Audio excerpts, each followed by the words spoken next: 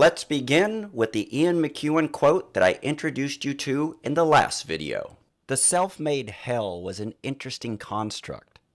Nobody escaped making one, at least one, in a lifetime. You built a torture machine and climbed inside. Perfect fit with the range of pain on offer.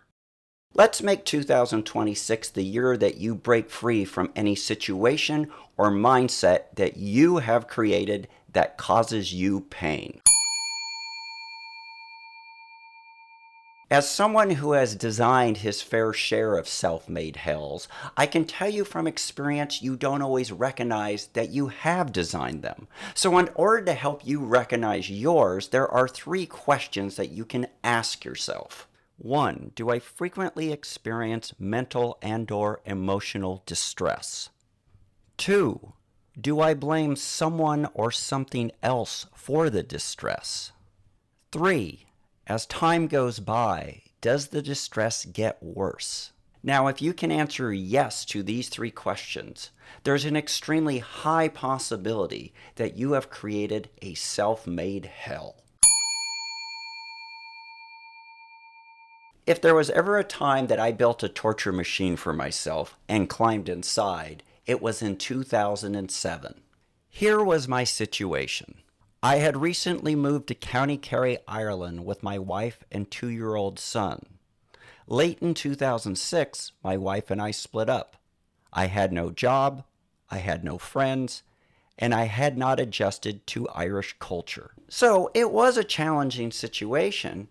And in previous videos, we've talked about how you should approach these challenging situations. But I didn't do that. Instead, I designed my own personal torture machine, and it fit perfectly. Was I frequently experiencing mental or emotional distress? Now, the situation I was in would cause most people emotional and mental distress. But it's always a question of how do you respond to it? Do you address it so you decrease the emotional and mental distress, or do you respond to it in such a way that you increase it, which is to say, make a self-made hell? Well, I chose the latter, and I'll just mention a few things that I did. I ate poorly. I would choose not to eat anything during the day, just survive on coffee and tea, and then late at night decide to eat then. I obsessed about money what-ifs. Yes, I needed to get some work, but I was consumed by the what if. What if I don't? What if this happens? What if this happens?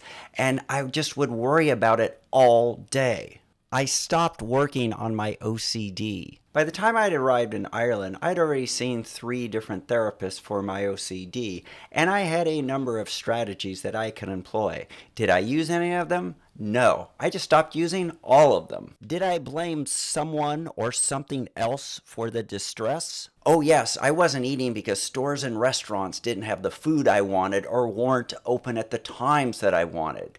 I wasn't getting jobs at a fast enough rate because the schools didn't appreciate a good, dynamic, innovative educator such as myself.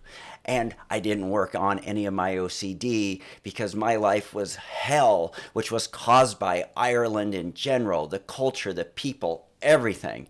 It wasn't my fault. As time went by, did the distress get worse? Oh yes, every day I not only kept fine-tuning my torture machine, I added extensions onto it. In 2008, I began to dismantle my torture machine. It was actually quite easy to do. I ate food regularly. I contacted 7 to 10 principals each day and then stopped thinking about work. I began practicing cognitive behavioral therapy techniques. And most importantly, I stopped blaming others for my situation and took responsibility for it.